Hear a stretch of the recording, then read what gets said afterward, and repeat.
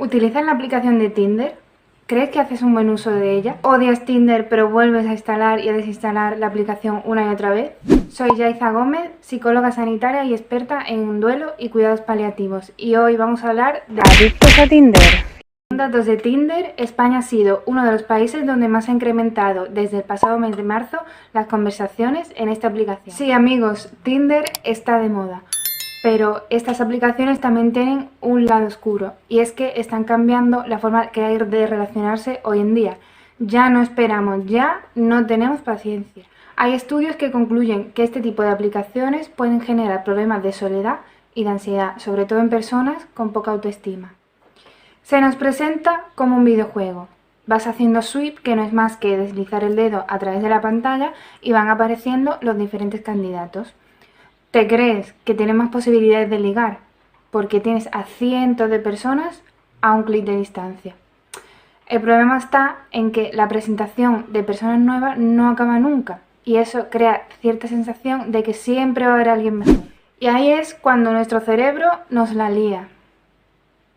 Al cerebro le van llegando pequeñas dosis de dopamina, como cuando uno tiene una adicción a la sustancia. Ese uso ya se va convirtiendo en abuso. Todas las aplicaciones a las que dedicamos un gran tiempo al día pueden ser adictivas porque nos estimulan, nos hacen tener más contactos, más experiencias, nos hacen sentir atractivos, interesantes, que vamos a tener más relaciones sexuales o incluso encontrar pareja. Sentimos que tenemos la aprobación de los demás y constantemente queremos sentir esa atención.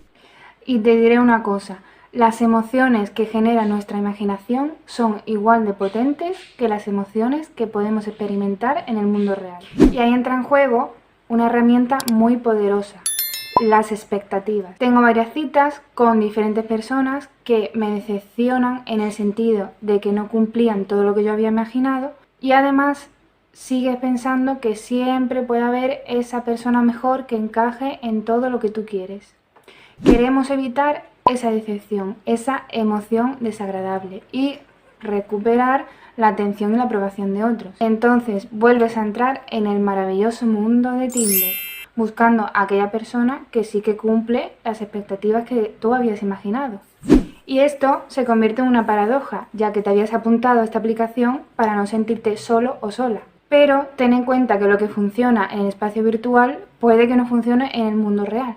Nuestro cerebro está preparado para una interacción mediante gestos, sonrisas, tono de la otra persona, por lo que esto te puede llegar a frustrar. Por otro lado, surgen otra serie de problemas en este espacio virtual que hay que saber gestionar, como puede ser que la persona te mienta, que la persona no se corresponda al 100% con la foto que te había mostrado, o que simplemente desaparezca y te deje de hablar. Bueno, el tema da para debate, pero lo cierto es que el problema no está en la herramienta en sí, sino en el uso que hacemos de la misma. Lo que tienes que preguntarte es si te compensa, es decir, si pasas demasiado tiempo, dedicas demasiado tiempo a esta aplicación, o si te produce más emociones desagradables que agradables. ¿Te había planteado estas cuestiones que hemos hablado en este vídeo?